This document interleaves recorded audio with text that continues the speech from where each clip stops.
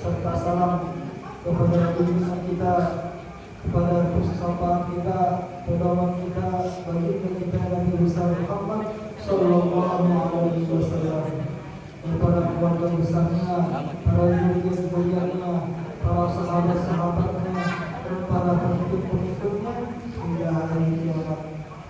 Alhamdulillah, Bapak-bapak, ibu-ibu yang dimuliakan Allah Subhanahu wa taala, kita dikumpulkan kembali di tempat yang mulia ini, di malam yang mulia ini, dan di bulan yang mulia ini. Mudah-mudahan dengan perkumpulan kita diberikan ampunan oleh Allah Subhanahu wa taala, diberikan rahmat Allah Subhanahu wa taala, ditingkatkan keimanan kita kepada Allah Subhanahu wa taala, diangkatkan derajat kita di sisi Allah Subhanahu wa taala, dan dikuatkan dan ditambahkan ma'rifat kita kepada Allah Subhanahu wa taala. Rabbana alamin.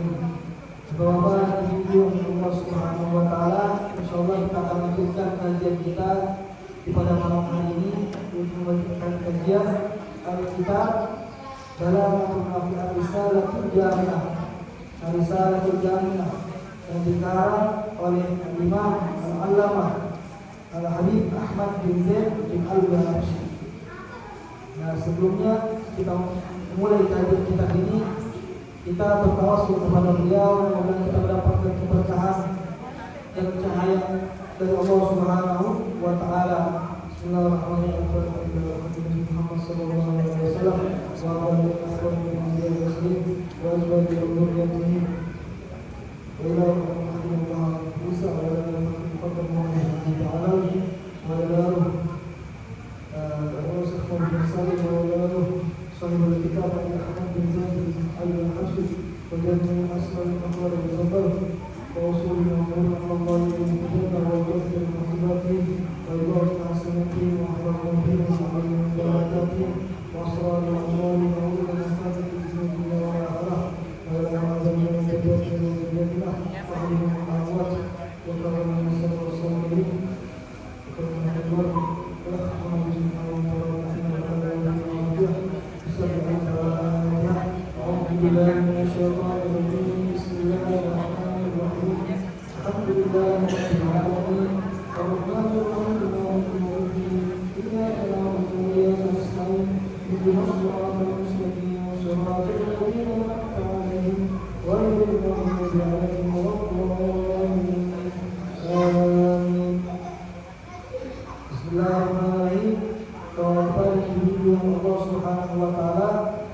kita lanjutkan kajian kita yang beliau mengatakan yang sebelumnya kita membahas arkan Islam. Arkan Islam, rukun Islam itu ada 5. Kita telah bahas bulan yang lalu.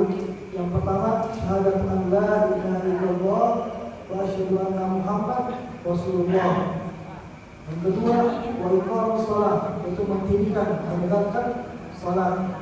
Dan yang ketiga, wa ita'uz zakah, yaitu memberi zakat. Yang keempat, wa shaum Ramadan, yaitu berpuasa di bulan Ramadan. Dan yang kelima, wa hajjul baiti man istata'a ilaihi sabila, yaitu berangkat haji atau umrah bagi yang mampu. Nah, beliau melanjutkan dalam karangan beliau ini ma'al ikhlasi wa tasdiq. Jadi yang 5 rukun Islam ini kita telah bahas, itu harus kita lakukan harus bersamaan dengan apa? Ma'al ikhlas, dengan ikhlas, wa tasdiq dengan kepercayaan, dengan keyakinan. Faman lam yakun mukhlisan, barang siapa yang tidak ikhlas, tidak ikhlas untuk melakukan itu, fahuwa munafik, maka itu kita katakan munafik. Faman lam yakun musaddiqan bi qalbi, barang siapa dalam hatinya tidak yakin, fahuwa kafir, maka dia kafir. Maka beliau mengajarkan kita, mengharuskan melakukan hukum Islam ini, lima ini dengan bersama dengan ikhlas. Nah, dengan ikhlas, ikhlas. Apa artinya ikhlas? Al-ikhlasu wa ikhrajul khalqi an mu'amalatir rabb. Yang artinya yang dikatakan oleh Imam Al-Hasibi, ikhlas itu adalah mengeluarkan makhluk ketika kita sedang beribadah pada Allah Subhanahu wa taala.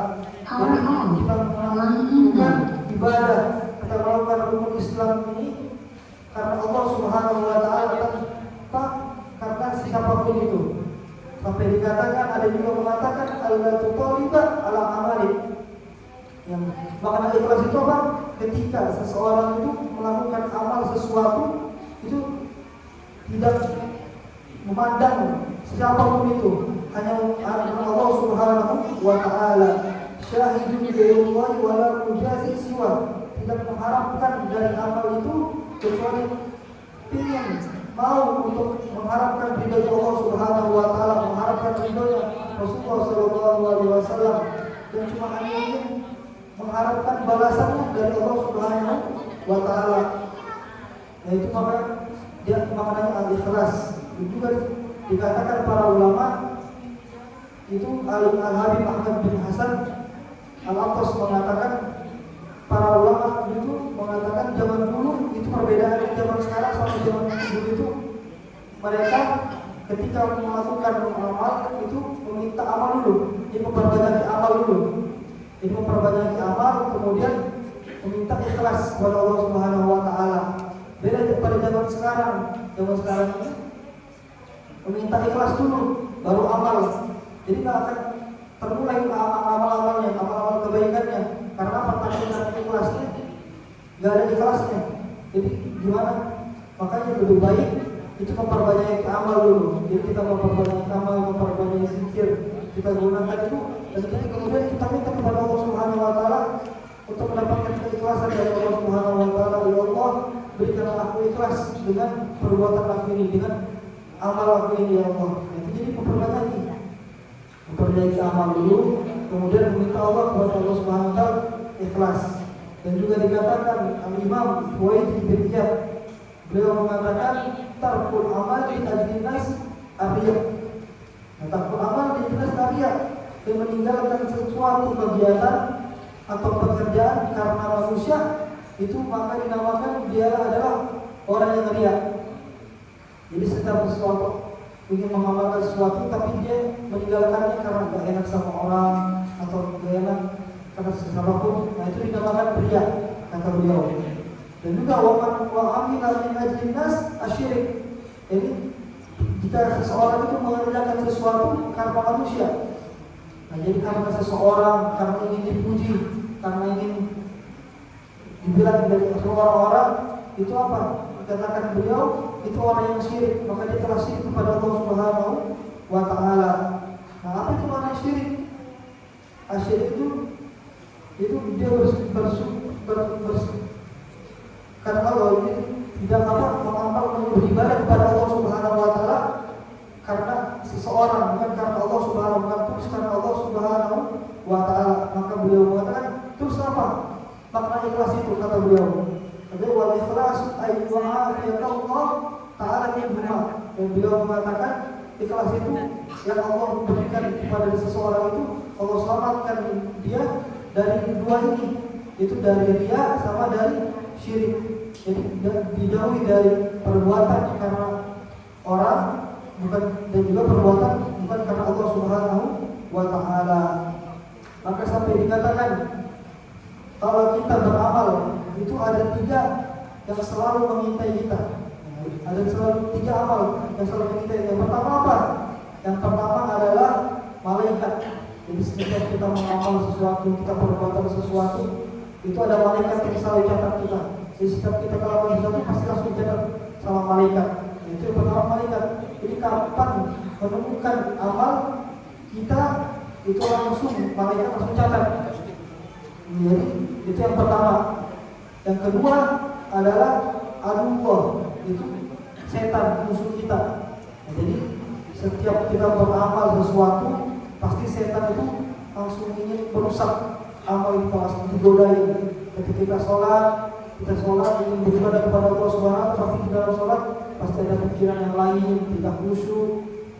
Itu setan itu pasti selalu menggoda kita, selalu berusaha untuk merusak amal kebaikan kita. Itu yang kedua. Yang ketiga itu nafsu, yaitu hawa nafsu kita. Jadi kapan kita beramal pasti akan ada membuat kita itu merasa sombong, selalu merasa ingin dipuji oleh Allah Subhanahu wa Ta'ala.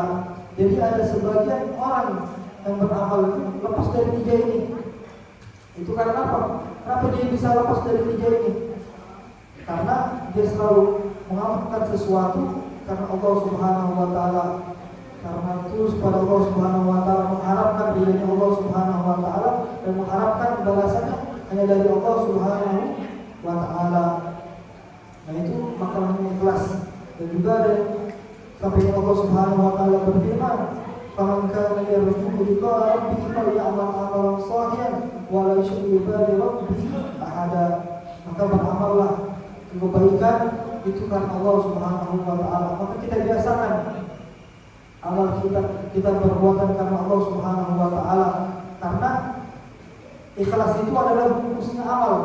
Jadi ikhlas itu adalah rumusnya amal. Jadi kita beramal kebaikan, memperbanyak amal, kemudian kita minta kepada Allah Subhanahu wa Ta'ala ikhlas, maka dibungkuslah dengan ikhlas itu. Ikhlas itu membungkus amal kita kebaikan. Jadi kita memperbanyak amal dan kita berniat mudah-mudahan kita mendapatkan ikhlas kepada Allah Subhanahu wa Ta'ala.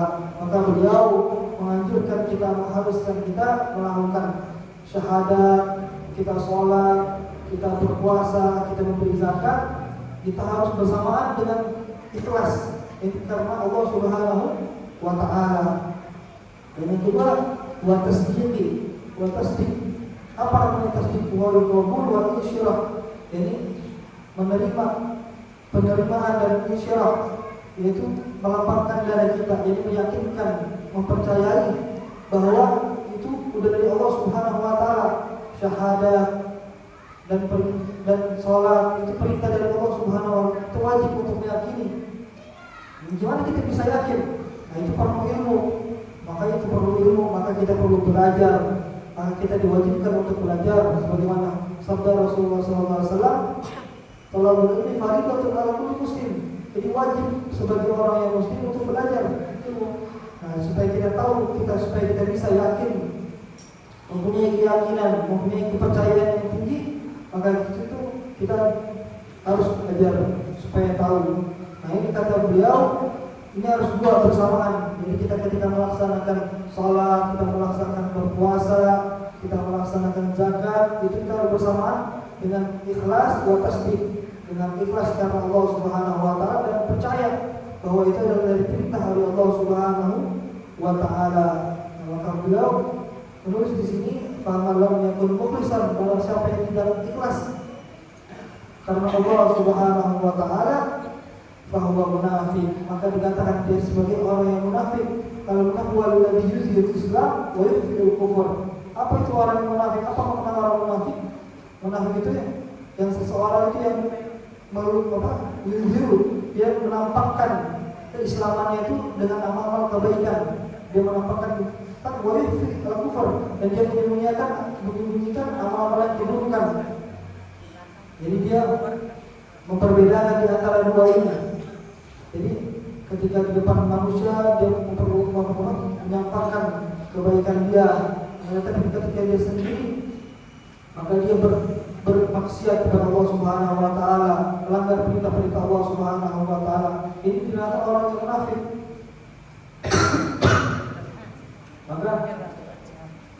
Maka dikatakan siapa yang melakukan sesuatu di malakul ini dia dengan tanpa ikhlas kepada Allah Subhanahu wa Ta'ala, maka dinamakan munafik. Wa man lam yakun musaddiqan bi qalbi, dan barang siapa yang tidak punya keyakinan dalam hatinya dalam melakukan 5 rukun ini, maka dinamakan kafir.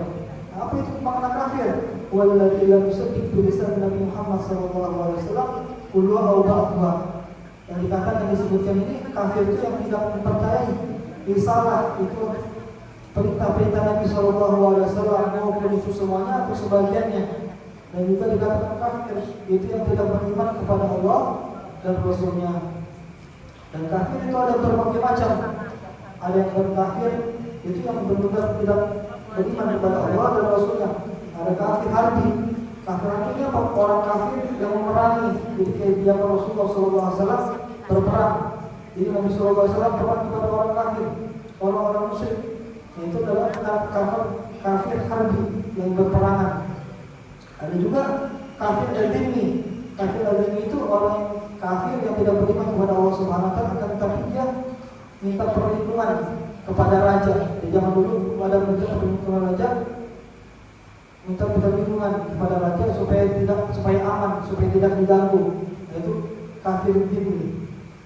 Ada juga kafir yang muahid, yaitu seperti dia tidak memerangi, tidak bisa berjaga. Jadi seperti zaman sekarang, orang-orang yang tidak beriman kepada Allah, orang yang beriman kepada Rasulullah itu kafir. Jadi aman aja kehidupan ini. Kita cuma beriman pada zaman seperti zaman sekarang ini.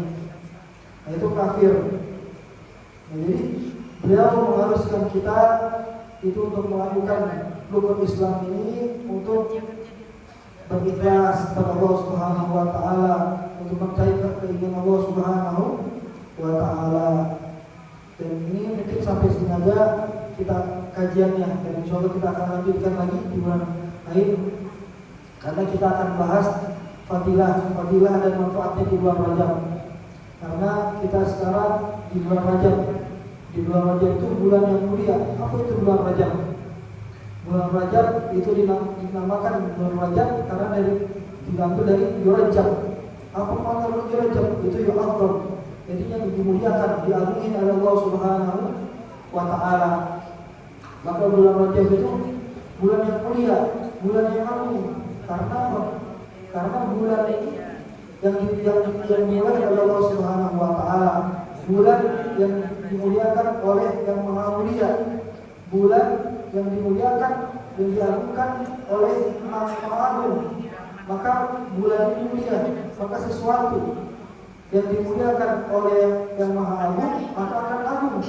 Barang satu maupun dia langit atau bumi atau apapun itu, jika dimuliakan oleh Yang Maha Mulia maka akan mulia sesuatu itu. Maka bulan Rajab ini kita dianjurkan untuk berpuasa, kita dianjurkan untuk beristighfar kepada Allah Subhanahu wa taala. Dan bulan Rajab itu ada 3 kalimat, Ra, 3 huruf, Ra, Jim dan Ba. Apa maknanya Rajab ini, 3 huruf ini? Yang pertama Ra, yaitu sama para ulama, Ra-nya itu apa? Rahmatullah, yaitu rahmat Allah Subhanahu wa taala. Jadi di bulan yang mulia ini banyak Allah Subhanahu wa taala berikan rahmatnya. Allah berikan diskon. Jadi kalau dalam promo atau diskon itu Allah banyakkan berikan rahmat Allah Subhanahu wa taala di bulan Rajab ini. Itu maknanya Ra.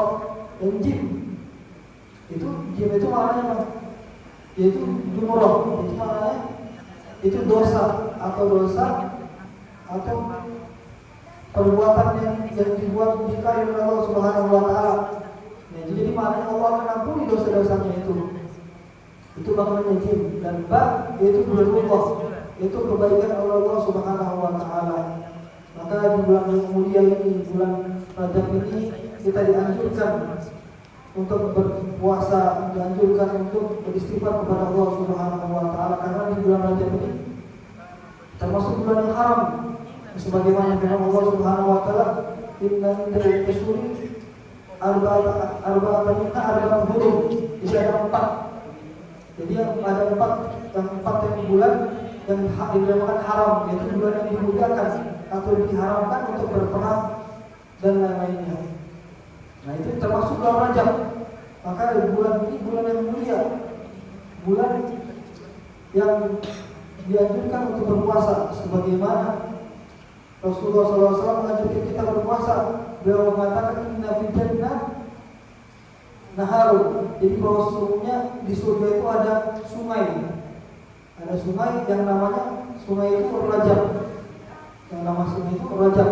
Maka Nabi SAW mengajarkan kita berpuasa di bulan Rajab walaupun sekali. Di bulan Rajab itu walaupun sekali kita berpuasa di bulan Rajab, maka kata beliau akan barang siapa yang berpuasa di bulan Rajab akan diberikan minuman dari air sungai itu, dari sungai Rajab itu. Maka kita dianjurkan untuk berpuasa, untuk berpuasa. Dan juga beliau mengatakan, diriwayatkan dalam hadis, beliau mengatakan barang siapa yang berpuasa dalam 7 hari di bulan Rajab, maka akan dibukalah pintu surga, 7 pintu surga dari Allah Subhanahu wa taala. Karena bulan Rajab ini adalah bulan Allah Subhanahu wa taala, bulannya Allah, maka Allah berikan rahmatnya Allah Subhanahu wa taala. Sebagaimana diriwayatkan Nabi Muhammad sallallahu alaihi wasallam beliau bersabda, "Syahrul Rajab syahrullah wa syahrul Sya'ban syahri wa syahrul Ramadan syahrul ummati." Bulan Rajab itu bulannya Allah Subhanahu wa taala, dan bulan Sya'ban itu bulan kata Nabi sallallahu alaihi wasallam, dan bulan Ramadan itu bulan buat umatku. Maka diperbanyak amal. Maka Allah Subhanahu wa taala anjurkan kita berpuasa, anjurkan kita untuk beristighfar kepada Allah Subhanahu wa taala. Sebagaimana Imam Al-Ghazali berkata, "Ad-dunya mazratul akhirah wa kullu ma khalaqa fid dunya fa yumkin an yatazawwaj min al-akhirah." Dunia itu ladangnya akhirat, dan setiap hal yang diciptakan di dunia ini maka dapat akan menjadikan bekal untuk di akhirat. Maka kita memperbanyak amal. Allah Subhanahu wa taala menganjurkan kita untuk beristighfar kepada Allah Subhanahu wa taala, kepada Allah Subhanahu wa taala, karena syahr Ramadan, bulan Ramadan ini bulan istighfar, maka memperbanyak istighfar. Sebagaimana dikatakan para ulama, kita dianjurkan di bulan Ramadan membaca Rabbighfirli warhamni wa tub alayya. Rabbighfirli warhamni wa tub alayya, itu menyatakan barang siapa membaca Rabbighfirli warhamni wa tub alayya 70 kali di waktu pagi hari dan di sore hari, maka datang masa menaruh jildu, tidak akan api itu menyentuh kulitnya. Jadi maknanya apa? Tidak akan disiksa oleh Allah Subhanahu wa taala di neraka. Maka mudah-mudahan kita dikuatkan kita untuk istiqomah untuk mengamalkan amal ini, membaca Rabbighfirli warhamni wa tub alayya. Dan juga dianjurkan berdoa, Allahumma barik lana fi Rajab wa Sya'ban wa ballighna Ramadan. Itu dianjurkan untuk berdoa, Allahumma barik lana fi Rajab wa Sya'ban wa ballighna Ramadan. Ya Allah, berkahilah kami di bulan Rajab dan di bulan Sya'ban, dan sampaikanlah kami di bulan Ramadan. Wa hasil maqasidan, ya Allah, sampaikanlah mendapatkan kehasilan yang apa yang kita niatkan di dalam bulan yang mulia ini. Maka memperbanyak istighfar, karena kita manusia itu tidak lepas daripada dosa, tidak lepas dari kesalahan. Sebagaimana sabda Rasulullah SAW, "Kullu bani Adam khata'un wa khairul khata'in at-tawwabun." Seluruh bani Adam, seluruh zuriat-zuriat Nabi Adam itu mempunyai kesalahan, mempunyai dosa. Wa khairul khata'in, dan sebaik-baiknya orang yang mempunyai dosa, sebaik-baiknya orang yang mempunyai salah, at-tawwabun, yang selalu minta ampun kepada Allah Subhanahu wa taala, bertaubat kepada Allah Subhanahu wa taala. Maka gunakanlah kita kesempatan di bulan yang mulia ini, kita memperbanyak istighfar, memperbanyak kita puasa, memperbanyak berdoa kepada Allah Subhanahu wa taala. Karena disabdakan, diriwayatkan juga hadis Nabi Muhammad sallallahu alaihi wasallam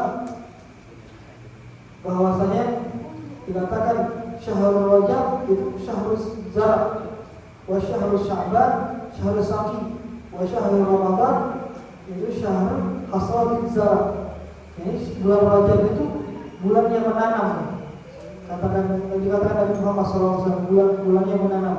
Bulannya Sya'ban itu bulannya menyiram, dan bulan Ramadan itu bulannya panen. Jadi jika kita ingin memanen di bulan Ramadan, maka kita harus dari sekarang, dari bulan Rajab kita tanamkan, kita tanam amal-amal kebaikan, kita memperbanyak amal-amal kebaikan di bulan Rajab ini, supaya kita akan mendapatkan, kita akan panen di bulan Ramadan nanti insyaallah.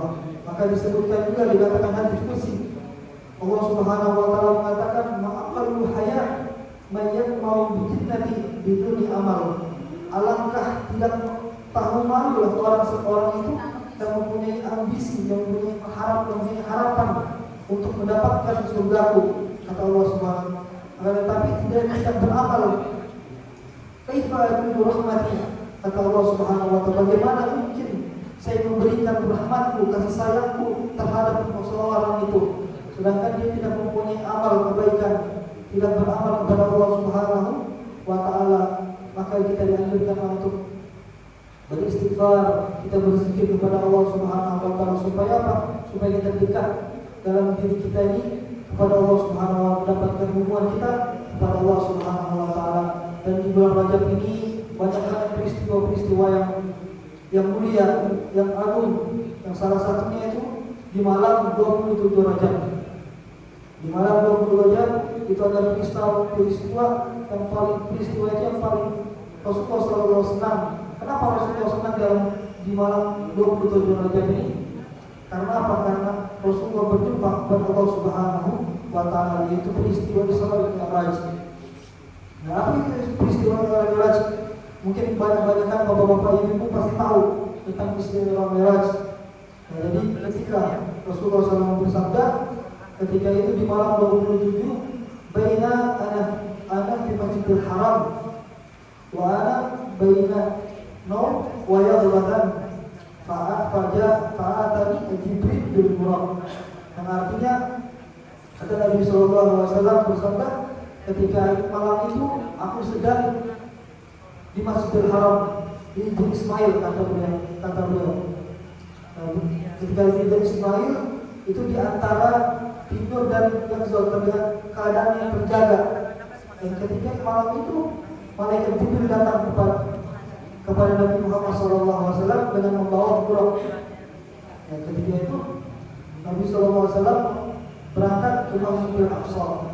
Masjidil Aqsa dari Masjidil Haram beliau dan pergi ke Masjidil Aqsa.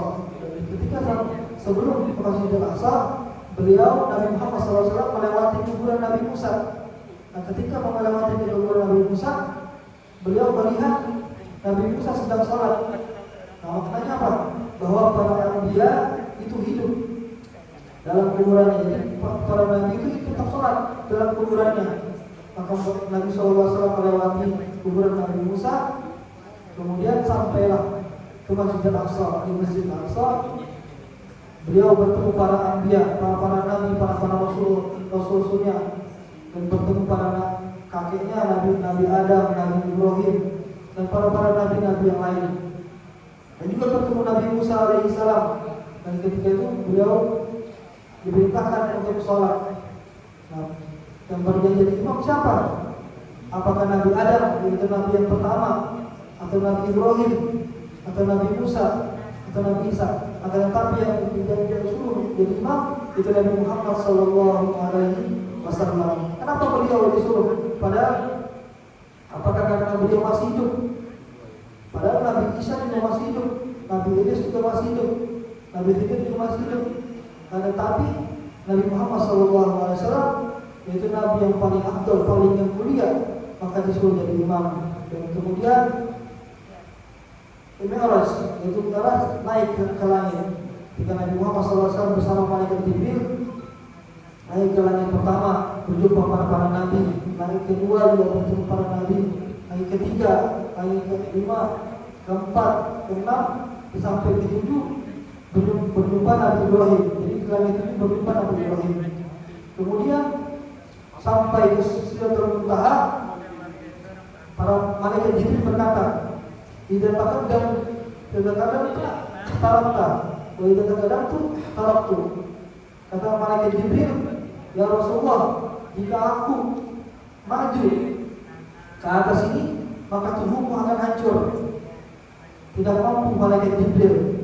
Dan beliau, jika engkau maju, maka engkau bisa bertemu Allah Subhanahu wa taala. Dan sampailah Rasulullah SAW bertemu Allah Subhanahu wa taala.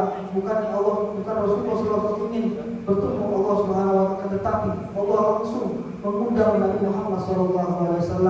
Allah ingin langsung bertemu kepada Nabi Muhammad SAW. Dan ketika kita bertemu, turunnya Nabi Muhammad SAW dan ditunggu kepada Nabi Musa alaihissalam di langit 6. Dan bertanyalah Nabi Musa alaihissalam, karena Nabi Musa ini penasaran apa yang dibawa oleh Nabi Muhammad SAW setelah bertemu Allah Subhanahu wa taala. Maka bertanyalah Nabi Musa alaihissalam, "Ya Rasulullah, ya Nabi Muhammad, apa yang kau bawa dari ketika setelah bertemu Allah Subhanahu wa taala?" Dan Nabi Muhammad SAW berkata, "Nah, kamu diberikan Allah Subhanahu wa taala untuk salat 50 kali untuk salat buat umat Nabi Muhammad sallallahu alaihi wasallam. Dengan Nabi Muhammad taat kepada Allah Subhanahu wa taala langsung tanpa protes mau itu banyak atau tidak. Akan tetapi Nabi Musa alaihissalam memberitahu karena beliau pengalaman dengan umat-umatnya. Maka kata Nabi Musa, ya Nabi Muhammad, mintalah kamu keringanan kepada Allah Subhanahu wa taala. Karena umatku saja yang umatku dulu, kata Nabi Musa alaihissalam, yang besar-besar, yang kuat-kuat, itu pun tidak mampu untuk melakukan mengerjakan salat sebanyak itu, apalagi umatmu yang sekarang ini, umatmu yang kecil-kecil yang lama-lama ini tidak akan mampu untuk 50 salat. Nah, jadi pada zaman Nabi Muhammad SAW, sebelum para nabi-nabi dulu itu mereka salat juga, bukan di umat kita aja, bukan umat Nabi Muhammad SAW. Jadi umat-umat sebelumnya itu juga salat, akan tetapi salatnya itu tidak sempurna seperti salat kita. Jadi mereka tidak mampu di zaman umat Nabi Musa alaihissalam. Dan itulah Nabi Musa menyuruh Nabi Muhammad SAW minta keringanan kepada Allah Subhanahu wa taala, dikurangi 5. Jadi mintakan kita kurang 5. Datanglah Nabi Muhammad SAW kepada Allah Subhanahu wa taala. Dan kembali lagi ditanya lagi kepada Nabi Musa alaihissalam, dikasih berapa? Dikurangi 5. Jadi 45 sampai bolak-balik sampai akhirnya 5. Sampai akhirnya Allah Subhanahu wa taala memerintahkan kepada kita untuk wajib sholat 5 waktu. Nah, itu dimintakan oleh Allah Subhanahu wa taala. Ini oleh dari Nabi Muhammad SAW. Kita berjumpa kepada Allah Subhanahu wa taala, yaitu wajibkan untuk sholat 5 waktu. Nah, kata Allah Subhanahu wa taala, walaupun yang awalnya perintahkan kamu 50 kali sholat, akan tetapi tidak menghapuskan pahalanya. Jadi kita sholat 5 waktu, akan tetapi pahalanya seperti 50 kali. Itu karena rahmatnya Allah Subhanahu wa taala kepada umat Nabi Muhammad sallallahu alaihi wasallam. Dan para ulama mengatakan, kenapa Nabi Musa alaihissalam ini menyuruh Nabi Muhammad sallallahu alaihi wasallam itu minta kuranginya itu 5. Jadi buat minta kurang 5. Jika Nabi Musa alaihissalam ingin memudahkan umat Nabi Muhammad SAW, meringankan umat Nabi SAW, kenapa aja nggak langsung minta 5 kali sholat atau 10 atau 3? Tapi Nabi Musa menyuruh kurangi 5 yang baik Nabi Muhammad SAW. Kenapa? Kata ulama, Nabi Musa alaihissalam menginginkan melihat wajahnya Nabi Muhammad SAW, menginginkan melihat bekas cahayanya Allah Subhanahu wa taala yang ketika setelah Nabi Muhammad berjumpa kepada Allah Subhanahu wa taala. Jadi Nabi Musa ini pengen banyak selalu berbanyak lihat wajahnya Nabi Muhammad SAW, dan di wajahnya Nabi Muhammad ada bekas cahayanya Allah Subhanahu wa taala. Maka itu sebabnya Nabi Musa alaihissalam memerintahkan Nabi Muhammad untuk kurangi 5. Nah, apa dari kisah Isra Mi'raj ini yang kita ambil, yaitu apa? Jadi Rasulullah SAW membawa buat kita, buat umatnya, itu oleh hadiah, bukan beban. Karena sekarang banyak orang sholat itu beban hidupnya, tapi oleh-oleh dan langsung dari Allah Subhanahu wa taala dan dibawa dari Nabi Muhammad SAW, yaitu sholat 5 waktu. Jadi kita kalau bisa kita jangan tinggalkan sholat 5 waktu ini. Kita jaga di tepat waktu, di awal waktu, karena kita gunakan. Karena ini oleh-oleh dari Rasulullah SAW. Dan juga apa juga oleh-oleh dari Rasulullah SAW langsung dari Allah Subhanahu wa taala dikatakan pada 3. Yang pertama yaitu sholat 5 waktu. Itu oleh-oleh dari Rasulullah SAW buat umat Nabi Muhammad SAW. Dan yang kedua yaitu 2 ayat terakhir di surat Baqarah. Di surat Baqarah itu 2 ayat, itu langsung dari Allah Subhanahu wa taala oleh Nabi Muhammad SAW. Apa bacaan ayatnya? 2 rakaat. Rasulullah bila sampai kedua kami yaitu yang setelah kita sholat maghrib atau sholat subuh kita baca, itu 2 ayat akhir dari surat Baqarah. Makanya kita dianjurkan setiap sholat itu kita dianjurkan untuk baca itu dua ayat itu. Karena itu dari orang-orang yang dari Nabi Muhammad Sallallahu Alaihi Wasallam. Yang kedua itu, yang ketiga yaitu diberikan ampunan oleh Allah Subhanahu Wa Taala. Orang-orang yang dari Muhammad, Allah akan ampunkan kepada Nabi Muhammad Sallallahu Alaihi Wasallam seluruh dosanya, kecuali apa? Kecuali perbuatan yang mensyirikkan kepada Allah Subhanahu Wa Taala, yang membuat yang menunjukkan kepada Nabi Muhammad Allah Subhanahu Wa Taala, yang membuat kufuran itu tidak diampuni oleh Allah Subhanahu Wa Taala. Jadi ada tiga oleh dari Nabi Sallallahu Alaihi Wasallam. Yang pertama sholat lima waktu, yang kedua dua ayat tentang fikih sholat Baqarah, dan yang ketiga yaitu Allah berikan ampunan kepada umat Nabi Muhammad Sallallahu Alaihi Wasallam. Insyaallah kita diberikan istiqamah, diberikan kita kekuatan untuk beramal. Kedua, maka dengan itulah Isra Mi'raj itu antara hubungan kita kepada Allah Subhanahu Wa Taala, kita selalu jaga sholat kita. Kenapa? Allah SWT kita perintahkan Nabi Muhammad SAW untuk sholat lima waktu. Karena apa? Karena kita hubungan kita pada Allah Subhanahu Wa Taala, memperingatkan supaya kita hubungan kita pada Allah Subhanahu Wa Taala sebagaimana Rasulullah SAW bertemu Allah dengan ruh dan jasadnya, dan juga kita diperintahkan kepada Allah Subhanahu Wa Taala kita beribadah dengan ruh kita dan jasad kita pada Allah Subhanahu Wa Taala. Jadi hubungan kita, hubungan seorang hamba kepada Allah Subhanahu Wa Taala merupakan itu namanya salat untuk membuatkan hubungan kita kepada Allah Subhanahu Wa Taala. Jadi kita harus jaga sholat kita khusyukkan, kita nikmati sholat itu, bukan hanya untuk kita sholat sekedar sholat, hanya sekedar perintah. Itu kan kita akan dapat capek aja. Kita capek, kita sholat, kita ruku, kita ibadah, itu akan dapat ketika kita sholat, kita menikmati rasa sholat itu, kita menikmati bahwa itu oleh dari Rasulullah Sallallahu Alaihi Wasallam, maka kita akan mendapatkan pahala dari Allah Subhanahu Wa Taala. Kita diampunkan oleh Allah Subhanahu Wa Taala, jadi terimalah amal-amal kebaikan kita. Dan juga perlulah ilmu. Jadi perlu ilmu. Kita tahu cerita-cerita Isra Mi'raj, kita tahu kita cara sholat, kita tahu kita cara zuhud, perlu ilmu. Maka kita diwajibkan untuk kita menuntut ilmu. Nah, juga kita dianjurkan untuk menuntut ilmu, karena kita harus selalu semangat untuk menuntut ilmu. Kita belajar itu diwajibkan, maupun kita sudah tua atau kita masih muda, kita tetap kita dianjurkan untuk menuntut ilmunya, supaya kita menjadi hamba yang sempurna di sisi Allah Subhanahu Wa Taala.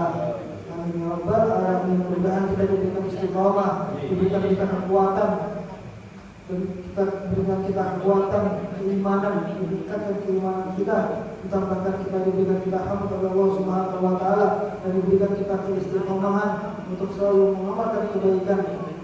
Amin amin ya rabbal alamin. Sallallahu alaihi Muhammad في الأول وصلى الله وسلم في الآخر وصلى الله وسلم في كل وحيد. اللهم اغفرنا وارحمنا وارحمنا واغفرنا في الدين. اللهم صل على النبي وارجو المسلمين ولا تكن ربي. اللهم اعلم المؤمنين وزينا بهم واكرمنا بالتقوى وبالمعروف يا ارحم الراحمين.